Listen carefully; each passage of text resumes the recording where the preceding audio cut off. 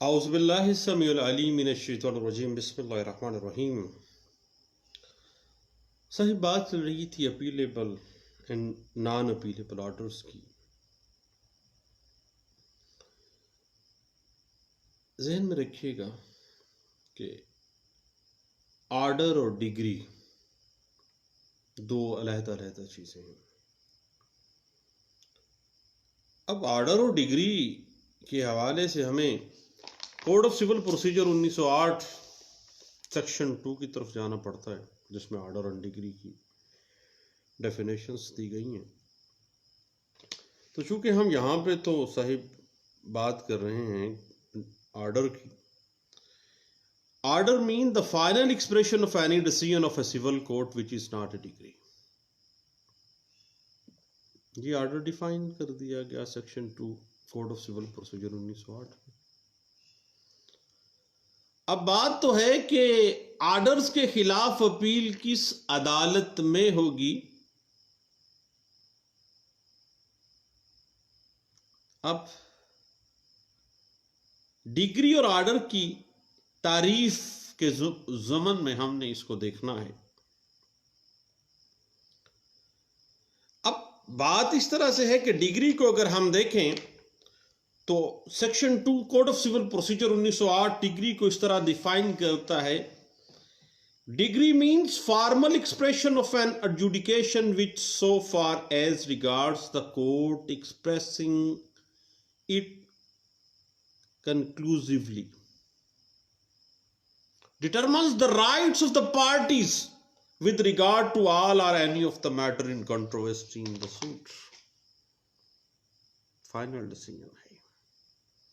और ऑर्डर जो है final expression of any decision of a civil court है। अब मातहत अदालत के हुक्म के खिलाफ उसी अदालत में जिस अदालत में दावे में सादर शुदा डिग्री के खिलाफ होती है, यानी जो अदालत डिग्री के खिलाफ अपील सुनने का इख्तियार रखती है ना, वही अदालत दौरान समाअत जारी होने वाले ऑर्डर्स के खिलाफ अपील सुन सकती है। जिसने डिग्री सुननी थी ना, डिग्री के खिलाफ अपील, वही ऑर्डर्स के खिलाफ अपील सुनी। अब साहिब ऑर्डर के खिलाफ अपील दायर करने से पहले यकीन कर लेना चाहिए कि आया जो ऑर्डर है वो अपीलेबल भी है कि नहीं है, क्योंकि हर ऑर्डर अपीलेबल नहीं होता है। अपील सिर्फ उन्हीं ऑर्डर्स के खिलाफ होती है जिनको कानून में अपीलेबल डिक्लेयर किया गया है।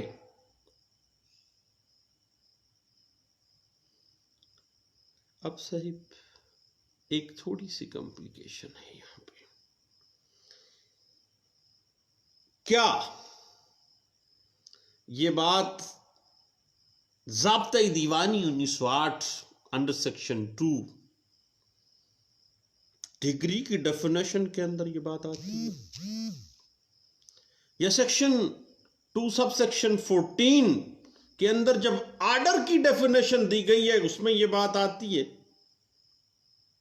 और देखना ये चाहिए कि किस कानून के तहत उसके खिलाफ अपील की जा रही है। आया इस ऑर्डर के खिलाफ अपील बनती भी है, ये अपीलेबल ऑर्डर भी है या नॉन अपीलेबल है। उसके लिए हमें code of civil procedure 1908 section 104 और order 43 code of civil procedure 1908 को देखना पड़ता है। यानी अगर आप देखना चाहते हैं कि अपीलेबल ऑर्डर की तफसील कहां है, तो आप चले जाएं सेक्शन 104 और ऑर्डर 43 में। इसके अलावा नॉन अपीलेबिलिटी, अपीलेबल नहीं है। किसी भी ऑर्डर के खिलाफ अपील नहीं की जा सकती। अब यहां पे सवाल यह पैदा होता है कि जिन ऑर्डर्स के खिलाफ कानूनी तौर पर अपील नहीं होती उनकी सेहत को किस तरह चैलेंज किया जाए। हो सकता है दुराने समात दावा ऐसे इंटरलोकेटरी ऑर्डर्स हों जो दावे के फैसले पर असरअंदाज हो सकते हों। बाद में यही इंटरलोकेटरी ऑर्डर वबाले जान बन जाए समात मुकदमा के दौरानिए में। तो अगर ऐसी सूरत हाल पैदा हो जाए तो फिर हमें section 105 code of civil procedure 1908 की तरफ जाना पड़ेगा।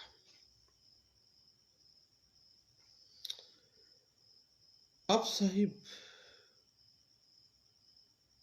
बात वही है कि कोड ऑफ सिविल प्रोसीजर 1908 को अगर हम इन डेप्थ देखें और सेक्शन 104, सेक्शन 105, ऑर्डर 43 को थोड़ा सा हम खंगालें तो ऑर्डर्स दो किस्में हैं, एक है अपीलेबल और दूसरा है नॉन अपीलेबल। अपीलेबल वो ऑर्डर हैं जिनके खिलाफ कानूनन सेक्शन 104 और order 43 code of civil procedure 1908 के तहत अपील हो सकती है, और दूसरे वो ऑर्डर्स जो दौरान दावा सादर किए गए हैं लेकिन इनके खिलाफ appeal code of civil procedure provide नहीं करता है, लेकिन ये दावे के नतीजे पर ये ऑर्डर्स जो हैं वो आड़े आ जाएंगे और असरअंदाज हो जाएंगे। तो उसके लिए हमें कहा जाना पड़ेगा section 105 code of civil procedure 1908 की तरफ, जो अदर ऑर्डर्स के हवाले से हमें गाइडलाइंस दे देगी। इस पर भी हम बात करेंगे बाद में, लेकिन यहां पे तो हम appealable and non appealable orders के हवाले से बात कहीं से कहीं चली जाएगी। इस वजह से बेहतर है कि हम टॉपिक की तरफ रहते हैं। ले साहिब, काबिल अपील ऑर्डर के खिलाफ अगर मुतासरा फरीक अपील ना भी करे तो उसे खत्मी डिग्री के खिलाफ अपील में एक ग्राउंड बनाकर चैलेंज कर सकता है, क्योंकि वो ऑर्डर अपीलेबल था, अपील नहीं की, देन हतमी डिग्री के खिलाफ जब अपील आएगी एक ग्राउंड वो भी बनी जाएगी। क्योंकि अगर उसको वैसे छोड़ दिया गया तो इंसाफ कहां होगा। इस हवाले से 1992 SCMR पेज 1306 इसकी अगर हम बेसिस को देखना चाहते हैं तो 1972 Lahore High court PLD 1972 Lahore High Court page 301 है।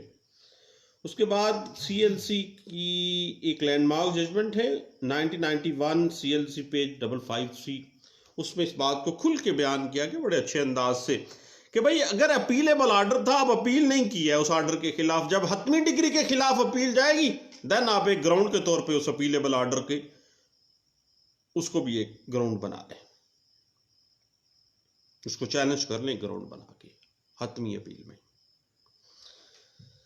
अलबत्ता ऐसे इंटरलोकेटरी ऑर्डर के खिलाफ जो जुरिस्डिक्शन ऑफ कोर्ट से मुतल्लिक हो, अपील ना करना उसे डिग्री की अपील में चैलेंज नहीं किया जा सकता, क्योंकि wrong at the very beginning है। क्योंकि ऐसा इंटरलोकेटरी ऑर्डर जो कि कोर्ट की जुरिस्डिक्शन से रिलेटेड था, अपीलेबल ऑर्डर था, आपने अपील नहीं की है, अब इट मीन्स कि उसको डिग्री में ग्राउंड के तौर पे कैसे लेके आ सकते हैं आप, क्योंकि आप गोया जुरिस्डिक्शन को तो मान चुके हैं, उसको फिर बाद में डिग्री की अपील में उस अपीलेबल ऑर्डर को होते हुए उसको चैलेंज नहीं कर सकते आप। इस हवाले से PLJ 1982 supreme court of Pakistan page 322 पीएलजे 1985 Supreme Court page 483 को साहिब जरूर देखिएगा। उसके बाद एक और जहन में बात रखिएगा, अगर अपीलेबल आर्डर के खिलाफ अलहदा अपील ना की जाए तो दावा डिग्री होने के बाद उसके खिलाफ अपील नहीं हो सकती, लेकिन उसे डिग्री के खिलाफ अपील के अंदर under section 105 code of civil procedure 1908 challenge कर लें। इस बात की interpretation PLD 1982 Lahore High Court page 584 इस बात को इंटरप्रेट कर देती है। उसके बाद अगर किसी अपीलेबल इंटरलोकेटरी आर्डर के खिलाफ अलहदा अपील करनी चाहिए तो फिर उसे डिग्री के खिलाफ अपील में एक ग्राउंड बनाकर 105 सीपीसी 1908 सेक्शन 105 1908 सीपीसी 1908 में चैलेंज नहीं किया जा सकता, क्योंकि अपील का फैसला इस ऑर्डर के खिलाफ जो है वो हतमी फैसला है।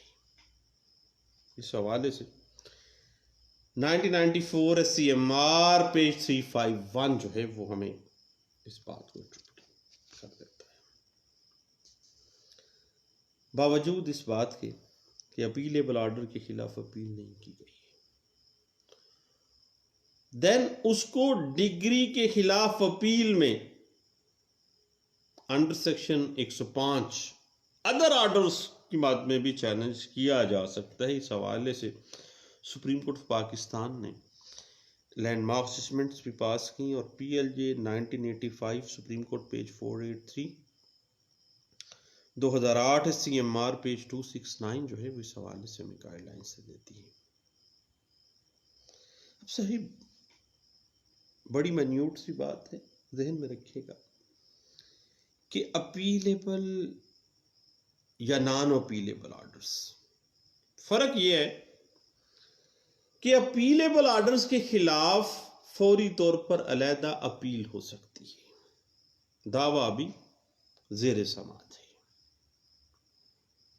और नॉन अपीलेबल ऑर्डर्स के खिलाफ फौरी अपील नहीं की जा सकती। लेकिन अपीलेबल ऑर्डर्स को भी और नॉन अपीलेबल ऑर्डर्स को भी, दोनों को डिग्री के खिलाफ आप under section 105 code of civil procedure 1908 डिग्री के खिलाफ 105 सेक्शन सीपीसी 1908 अपील में चैलेंज कर सकते हैं, जो कि अदर ऑर्डर्स में फॉल कर जाएंगे। इस हवाले से PLD 1985 Supreme Court page 405, PLJ 1985 Supreme Court page 483, 1990 SCMR page 1699 जो है वो हमें कुछ गाइडलाइंस दे देती है। उसके बाद सही एक बड़ी टेक्निकल सी बात है, और खास तौर पे सिविल प्रैक्टिस करने वाले लर्नड काउंसिल्स के लिए, under section 105 code of civil procedure 1908 हर हुक्म अपीलेबल हो या नॉन अपीलेबल हो, दावे की हतमी डिग्री के खिलाफ अपील में मां सवाए रिमांड ऑर्डर के, मां सवाए रिमांड ऑर्डर के हर अपीलेबल या नॉन अपीलेबल ऑर्डर जो है वो हतमी डिग्री के खिलाफ अपील में चैलेंज हो सकता है। छोटी सी बात है, बात खत्म हो जाती है इसी टॉपिक पे। और इस बात की इंटरप्रिटेशन पीएलजे 1984 सुप्रीम कोर्ट पेज 483 और 2001 सीएलसी पेज 613 जो है वो हमें गाइडलाइंस दे देती।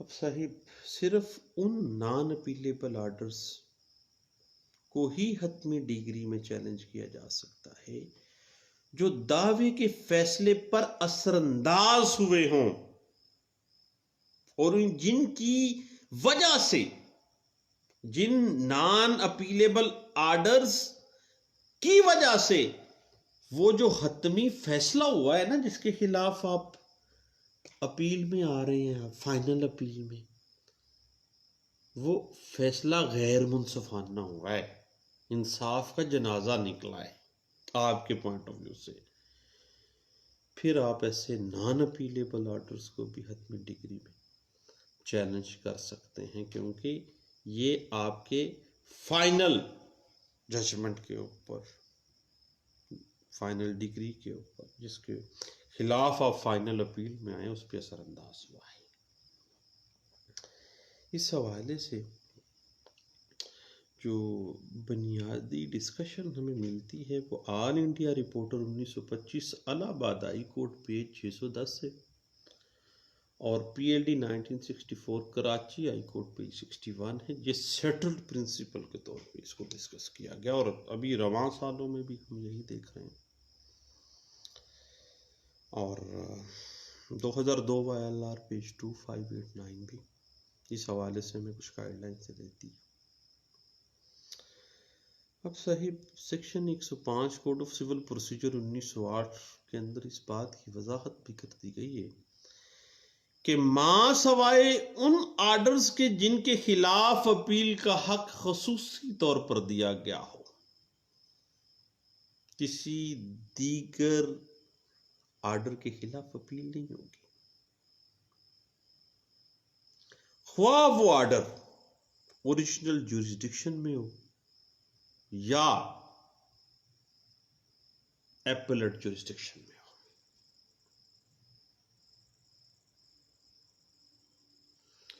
वो नॉन अपीलेबल ऑर्डर जिनके खिलाफ डिग्री की अपील में चैलेंज किया जा सकता है, ऐसी गलती, ऐसी नुक्स या ऐसी बेकायदगी पर मबनी होने चाहिए जिसकी वजह से दावे का नतीजा फैसला वाक़यात पर मुतासर हुआ हो और इंसाफ ना हुआ हो, इंसाफ करने में हर्डल क्रिएट किया उन्होंने और इंसाफ ना हुआ हो। मसलन किसी डॉक्यूमेंट को एडमिट करना या एक्सक्लूड करना,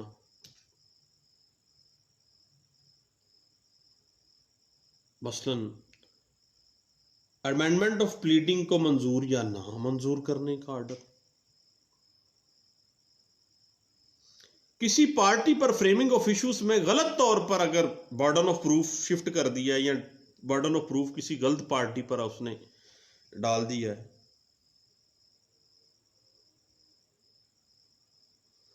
उसके बाद दावे की जो एडजर्नमेंट की दरखास्त गैर माकूल वजह से नामंजूर करने का कोई ऑर्डर है,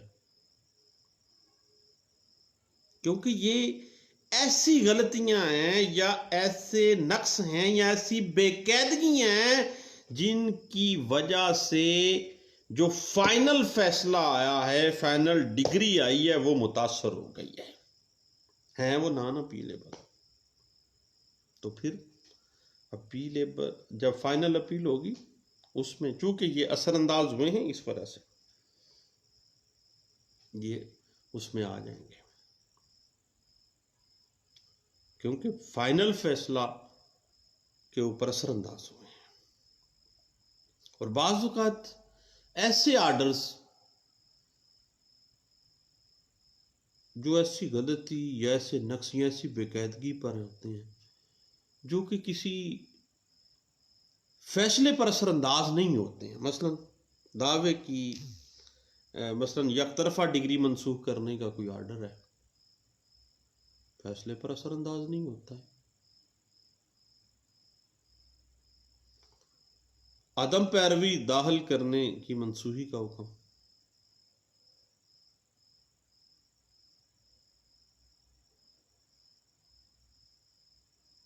यानी ये ऐसी बातें हैं जो कि फैसले, फाइनल फैसले पर असरअंदाज नहीं होती है। तो ये चंद बातें थी Sahib appealable and non appealable orders के हवाले से, जो सुप्रीम कोर्ट ऑफ पाकिस्तान की डिफरेंट जजमेंट्स के अंदर मुख्तलिफ औकात में डिस्कस किए गए कि किस तरह से ऐसे आर्डर्स जो कि अपीलेबल हैं और बाज़ औकात नॉन अपीलेबल हैं, उनको किस तरह से हमने एडजस्टमेंट करनी है, किस तरह से हमने उसको लेना है और किस तरह से उनको ट्रीट किया जाएगा। Code of civil procedure 1908 section 104 है, सेक्शन 105 है, आर्डर 43 है, इस हवाले से हमें क्या गाइडलाइंस दे देता है। नहीं दोस्तों, दुआओं में याद रखिएगा। दोबारा इंशाल्लाह अपील्स के मुख्तलिफ जो पर्सपेक्टिव हैं सिविल अपील के, उस पर इंशाल्लाह दोबारा बात करते हैं, बैठते हैं, गप लगाते हैं इंशाल्लाह। दुआओं में याद रखिएगा। अल्लाह हाफिज़।